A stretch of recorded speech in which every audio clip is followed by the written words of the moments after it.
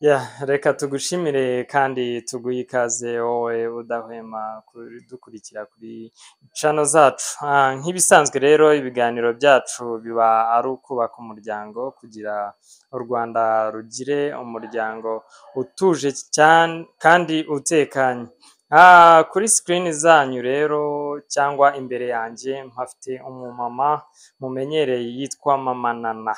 Nana tuguhaye ikaze. Murakoze cyane kumpa ikaze. Yego. Twari tumaze igihe tutabonana. Ikigaragara mugani ngo igikoma kikumereye neza. Igikoma cyarabonetse. Urasa neza rwose pe. Ni igikoma cya buri mwanya. Mama Nana ugiye kutubwira iki uno munsi none? Uyu munsi tumaze igihe tuganira ku mibanire y'umugabo n'umugore, umuryango nyarwanda muri rusange. Ariko nanone burya mu rugo habamo abana, umugabo n'umugore. Uyu munsi rero numvaga twaganira ku mibanire y'ababyeyi n'abana, ku ruhande rw'umugabo cyangwa rw'umugore. Akenshi na kenshi ariko ntaratangira nitwa Mukazayire Devota, Mama Nana official. Nkashimira abantu bampaye subscribe, comment, share na like. Ariko ibitekerezo biri kuba bike cyane kandi byakabaye byiza ko mutanga ibitekerezo kugira ngo tubashe kuzamura umuryango nyarwanda. Hamwe n'ibyo rero uyu munsi turaganira ku mibanire y'ababyeyi n'abana. Mu buzima busanzwe umugore n'umugabo barashakana bakabyara abana, bakabyara abahungu, bakabyara abakobwa. Ariko muri viziyo uko iminsi igenda yicuma, uko iminsi igenda yiyongera, uko tugenda tugira iterambere, abana bari guteshwa agaciro kandi aribo bazavamo abagore n'abagabo b'ejo hazaza, aribo bazavamo abayobozi mu nzego za leta b'ejo hazaza. Nicyo gituma rero bakwiye kurerwa bakiri batoya bakazakura ari abana bazima bafite ikinyabupfura, cyane ko umunyarwanda yavuze ngo igiti kigororwa kikiri gito. Ariko kubera iterambere, kubera umwanya mukeya, utuzi twinshi dutandukanye, n'isi igenda niba nabyita isubira inyuma, umugabo abyuka mu gitondo agenda, umugore akabyuka mu gitondo agenda, bakazataha saa 5 z'ijoro baryama, ntibazi imibereho y'abana, ntibazi uko abana bimeze, bigatuma abana bishakashakira imico ahandi. Ugasanga umwana umukozi babana aragendera ku mico umukozi yavanye iwabo, nabwo kandi ugasanga umukozi amaze umwaka mu rugo, aragiye haje undi nawe araje amukubisemo imico y'iwabo. Urumva mu gihe cy'imyaka 5 umwana akaba amaze kurerwa n'abakozi barenze 5. Ese ubwo uwo mwana azagira ikinyabupfura gute mu gihe ise na nyina babyutse bagenda, yabonye abakozi 5 batandukanye, baramubwira ibinyarwanda bitandukanye, bigatuma umwana akurana imico itari myiza.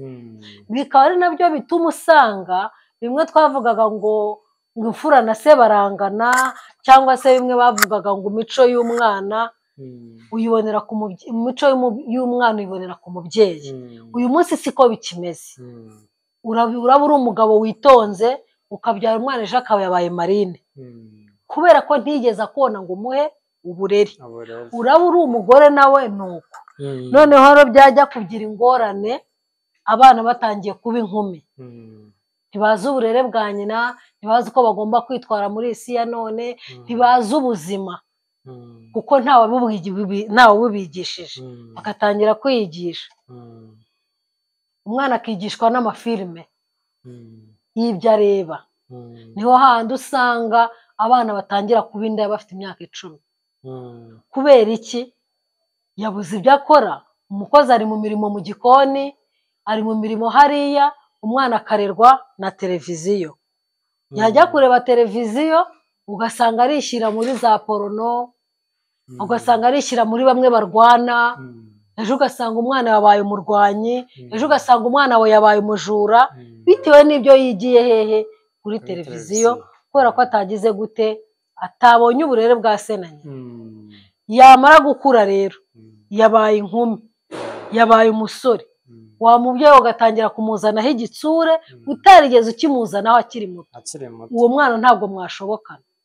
ni hamwe n'ibyo nagiye nakoze ubushakashatsi nsanga hari ibintu bigeze muri 6 bituma imibanire y'umwana n'umubyeyi itagenda neza. Icya mbere ni ubwoba bw'ubuzima. Umwana arakuze, yakuze mu buzima bugoranye, iyi Kigali irimo ubuzima bugoye kandi ntekereza ko atari Kigali gusa, no mu byaro byarahageze. No mu byaro cyane cyane ho mu byaro akura abona ubuzima bw'iwabo bugoranye, batarya nk'uko abyishimiye, yatangira kumera amabere ati ngiye i Kigali, akajya kwishakira ubuzima. Iwabo ntibigeze bamuha uburere, ntibigeze bamwiyegereza. Niho hahandi usanga umwana asuzugura nyina. Wamubwira uti wa mukobwa wakoze iki gikore nawe, kubera ikintu yigeze akubona ngo umuhe uburere mu bwana bwe. Niyo mpamvu rero iyo amaze gukura, byari twavuga ngo igiti kigororwa kikiri gitoya, iyo amaze gukura ntiwamugorora ngo bikunde. Niho hahandi akubwira ati jya ariko nigiriye mu kabyiniro, ese kujya udakoze ibi nawe ubikore, kubera ko ntiyigeze akubona. Ubwoba bw'ubuzima rero, umwana aba mu muryango wa gikene. Ndivugira cyane cyane ku miryango ya gikene, uretse ko no ku miryango ya gikira ahubwo ni nabo barera abana nabi cyane, ni naho nakagombye gukonta, bazinduka bajya mu kazi agataha nijoro cyane. Noneho ugasanga wa mwana nk'ibyo wavugaga ntago amuhaye uburere, kubera arazinduka agenda, umwana asigarane n'umukozi. Umwana umukozi aba ari wo umujyana ku ishuri, ugasanga ntahahurira n'ababyeyi. Abo b'abakire hari naho rero usanga umwana w'inkumi w'imyaka 15 usanga atazi no kwimesera umwenda w'imbere. Niho hahandi usanga agera mu masegonderi, ibyo akora byose akabikoresha, hakabaho n'umubwira ati giye kugira ngo ukore ibi nuko nanjye ukora ibi, ugasanga imico mibi iratangiye. Ariko noneho nivugiraga cyane cyane kuri abana bo hasi bahura n'ikigeragezo cy'ubwoba bw'ubuzima, akagera mu buzima, akaba ari mu buzima bugoye kandi arashaka kubaho neza. Kwa kubaho neza rero bigatuma yitwara uko atakagombye kwitwara, ugasanga ahuye n'abana bo hanze bifitiye amafaranga yabo, abana bo mu gikire bakaza bagahura na ba bandi bakoresha ibintu by'urukozasoni kugira ngo babone bya bindi babuze kubera kugira bwa bwoba bw'ubuzima. Icya kabiri, imiterere n'imihindagurikire y'akazi. Ni ukuvuga ngo umubyeyi agira gutya, abo mu mama, abo mu papa. Hari nk'abapapa basigaye bajya gukora hanze, ugasanga umugabo aragiye amaze imyaka 5 hanze, umwana ntamubona, urugo rutarimo umugabo burya. Niyo mpamvu igihe cyose iyo twigisha dusaba imibanire myiza y'umugabo n'umugore, tuba twifuza ko umwana akuriye iruhande rwa se na nyina, kuko burya umwana wakuriye mu rugo rurimo umugore gusa, ni ukuri ikinyabupfura kiratakara. Gusa abagore ntibantera amabuye. Nibyo, kuko abagore bakunda gutetesha abana cyane. Ugasanga nta mucyaha, nta gitsura afite, cyangwa se akavuga ati ntibwirire umwana nabi kandi papa we adahari, ugasanga bibaye intambara, bigatuma umwana bajegejege, bajeyi, urugo rutarimo umugabo burya cirahani ikubiti, mwimbabariza umwana. Niyo atangiye imico ya kirara, umubyeyi kumugarura biragorana. Iyo rero niyo mpamvu navugaga ngo imihindagurikire y'akazi. Abo bantu bahora bakora mu ntara hanze y'akazi bakirengagiza ko burya n'abana babakeneye, kandi nyamara burya wakora akazi gaciriritse ariko ugaha uburere abana. Abana banjye nibo bajya bakunda kumbwira, njye nakunze kubana n'abana banjye kenshi twenyine, nacyo ndakivugaho, kuko uyu munsi niyo tuganiriye bankubitisha kumbwira ngo mumara duhondaguraga. Ntabwo gukubita umwana cyane nabyo bituma agira uburere, nubwo hari igihe agira nyine abikora kubwo kwikanga ati mama atankubita, mama atankubita. Ariko dore ikosa ababyeyi dufite, abankurikiye banyumve, kutagira umwanya wo kwicara ngo uganirize umwana kwisanzureho, umwana kugira inshuti, umwana kugire mbese inshuti ya bugufi, kuko inshuti ya bugufi ntacyo yihisha. Kuko uyu mubyeyi yisanishije n'umwana akaba inshuti, n'umuzanye mu mico mibi araza akabwira nyina ati uzi yuko nahuye n'umusore akambwira gutya mama, papa uzi yuko wa musore wo kwa kanaka yanterese, bikaba byatuma umenya kuganiriza umwana nta giti kibayeho, hari igitsure kitarimo inkoni. Iyo imibanire rero y'umubyeyi n'umwana agomba daboro kuba inshuti ye, akamufata nk'umuvandimwe, kuko umuvandimwe burya nta kintu umuhisha. Ababyeyi rero baha abana igitsure, umugabo yakwinjira bose bakihinda bakajya mu buriri, uwo mwana akurana imico. Ugasanga batinya umubyeyi, ugasanga batinya umubyeyi, bakumva ngo agiye kuza bagahita bajya kuryama, bagahita birukanka bajya kuryama. Rero ni imiterere y'akazi, twakwiye niba turi na kure guhora tugira na kominikasiyo n'abana kenshi gashoboka. Mu gitondo saa sita na nijoro iterambere ryaraje, umwana ufite telefone nawe ufite indi, ukajya kuri video call, ese wavuye ku ishuri, watashye uri mu rugo, ku buryo umwana naho aravuga ati isaha papa ari bumpamagareho ndayizi, atampamagara nkiri ku gasozi. Niyo waba udahari ko akaba muri kumwe mu buryo bw'itumanaho. Ingaruka z'ubupfubyi bwatewe n'amateka mabi yarenze igihugu cy'u Rwanda. Abo ngabo bo rwose turabafite benshi bapfuye bahagaze kubera ko babuze ababyeyi ari bato. Ari nayo mpamvu nagiye nakoze ubushakashatsi nza gusanga ari nayo mpamvu aba bana, urabona abana jenoside yabaye ari impinja, uyu munsi barimo barubaka ingo zabo. Urumva umuntu ugeze imyaka 31 w'umugore, hari igihe agera mu rugo umugabo yawugira icyo amubwira ati ariko narireze witonde, urugo rukaba rurapfaniranye. Wambonye nkuze, nabaye muri ghetto ndimenya witonde. Ugasanga izo zose ni ingaruka z'imibanire mibi y'ababyeyi. Ikindi cyo sinagitindaho, urukundo rwaracogoye hagati y'abashakanye. Ntabwo naba nirwa shyamiranye n'umugabo wanjye ngo mbashe kwicaza umwana w'umukobwa muganirize, ahita akubwira ati urinda unganiriza iyo uterana senteri na papa simba ndeba, iyo uterana senteri na mama simba nkureba papa, simba nkureba iyo murimo mupfa abagore mupfa abagabo.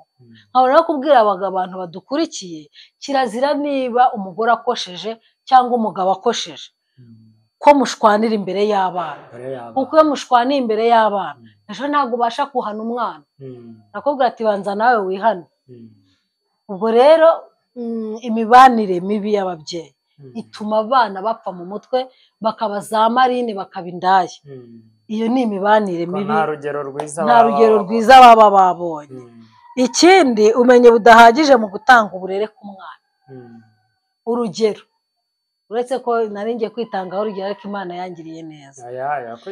Hari abantu jenoside yabaye bamaze kuba bakuru, irarangira, babaho mu buzima bugoranye, bakubitiraho nubwo n'ibyo bahuye nabyo muri jenoside, bituma guha umwana uburere bibagora kubera ko nawe ntawawumuhaye. Ariko icyo ntabwo twagombye kucyitwaza ngo unanirwe kurera umwana, unanirwe guha umwana uburere ngo nuko nawe wahuye n'ibibazo bibi. Ntabwo umwana akwiye kuba victime hejuru yawe umubyeyi. Ibintu byose ni ukuvuga ngo iyo nashinze urugo mba niyemeje ko ngomba kurwana n'ingaruka zose nzahurira nazo muri urwo rugo. Nta byinshi rero, icyo nasaba ababyeyi ni uko umubyeyi wese agomba kwegera umwana, akabanza kumva icyifuzo cy'umwana. Niba agiye ku ishuri ukamukurikirana, ari n'umubyeyi nzi nako si umwe ni benshi, agaheruka ajyana umwana ku ishuri, ntazamenye ku ishuri uko bimeze, akagenda akiga imico y'abana ku ishuri baturutse ahantu hatandukanye, akagenda akangirika.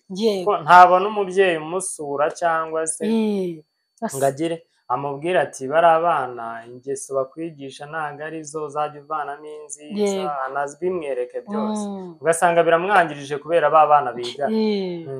Ubwo rero ababyeyi badukurikiye rwose bamfashe, kuko kenshi nagiye mba no muri komite z'ababyeyi, ugasanga niba tugiye mu nama baratonganya ababyeyi, kuki mutaza kureba abana banyu imyigire yabo, ese kubera iki, reba nk'uyu mwana araza akatubeshya ibi n'ibi. Ariko iyo usura umwana ku ishuri kenshi ahorana, nubwo bakavuga ati papa naza agasanga naritwaye nabi ku ishuri azantonganya. Abo ni aba muri boarding ndi kuvuga. Hari n'abiga bataha, ugahera kugurira umwana amakayi ntuzi no kumaze tese homework baguhaye imeze ite. Yego ababyeyi benshi ntitwagira ubuntu bwo kwiga amashuri ngo tuyarangize, ariko nibura niba umweretse gutyo ukareba mu ikaramu ugati uzi ko burya mama azi ubwenge. Ahita anagira niyo akunda kubona amanota make akaba ati mama ataza akabona nabonye zeru, cyangwa se ataza akabona ntarakora devoir, bigatuma bikora. Yego ubwo rero rwose hari umubyeyi wigeze abwira umwana ati rero mama ati njye ujya unyobera, ati nk'ubu ngubu sinakwegera ngo nkugishe inama. Mwababyeyi mwe nimwihangane mwegera abana kugira ngo ejo azana kugisha inama. Ejo nanabona ufiance asa kwegera kubwira ati nabonye fiance, mfite abasore babiri ariko nashakaga kumitiramo. None se ugira ngo yakubwira kumuhitiramo nta kiganiro kimbitse mwagiranye? Hari n'uwo mwana nzigeze abwira nyina atangiye kumubwira ati uratangiye ubushinzi bwawe, ugiye mu busore ute kano kanya, bigatuma icyo yaragiye kukubwira kukikubwira bihagarika. Hamwe n'ibyo rero rwose abadukurikiye mw'ababyeyi mwe, mw'abagabo mwe, mw'abagore mwe, nimuha abana banyu uburere. Nkatinda noneho kuri ba bana, mu minsi ishize hari ikiganiro twakoze cy'umukobwa washatse umugabo ariko kubera ko atarazi guteka, umukozi agiye wabatekeraga, umukobwa ajya kugura ibiryo muri resitora. Umugabo ategereza ko bamuzanira ibiryo, agiye kubona abona bazanye amasorori avuye muri resitora. Ubwo urumva ko intambara yarose. Nibabyeyi nitwigisha abana guteka, twigisha abana gusaza, twigisha abana kumesa, twigisha abana ibintu byose ku buryo ibintu byose bagomba kuba babizi. Ntabwo ntwara umwanya munini, ntabwo ngiye ikiganiro cyanjye kijya gitwara umwanya munini, ariko icyo nashakaga kuvuga, bagore bagabo turera abana bacu nk'uko bikwiye, kuko Bibiliya iratubwira ngo menyereza umwana inzira akwiye kunyuramo ngo azarinda asaza akigenderamo. Sinzi niba hari icyo wambaza. None se bari abapapa, hari abapapa wigeze kuvuga bajya hanze cyangwa gukora ubutumwa bw'akazi bakajya hanze, bagasiga abamama mu rugo bakaba aribo bita ku bana. Abo bapapa mu by'ukuri nta kundi babigenza, ariko se ni iki basiga babwiye abana babo, cyangwa se ni iki wabagiraho inama ku buryo yajya asiga abwiye umugore ati uzabigenze gutya na gutya, ariko uburere bw'abana bugaragare cyangwa se buboneke? Nigeze kubikomozaho kugira ngo abana bahorane uburere bwa papa kandi adahari. Urabona ama WhatsApp yaraje, ama telefone ya smartphone arahari. Umugabo ashaka kubwira umwana ati isaha ni nzajya nguhamagara, mvugane nawe video call, unyereke naho muwaka wakoze. Icyo gihe bituma umwana niba ari no kuzerera abireka. Ya saha se yamuhaye akasa no kumubwira ati papa ejo ntuzampamagare, nzaba nagiye kwigana n'abandi bana cyangwa se nzaba ndi mu bindi, ariko kubera ko azi isaha isa muhamagariraho. Niba ari saa 12, niba ari saa 1, akaba azi ngo saa 1 ndaba ndi mu rugo kuko papa ari bumpamagare.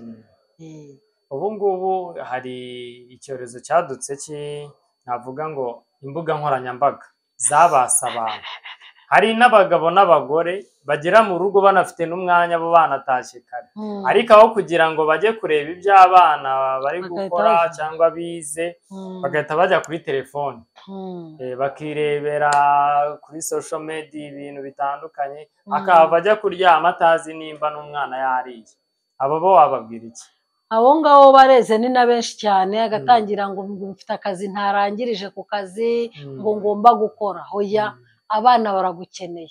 Hari n'akavideo nigeze mbona, umwana yaragiye ajya kuri nyina, sanze ibyo yaragiye kumubwira, aramukomanga, nyina akajya mwiyama.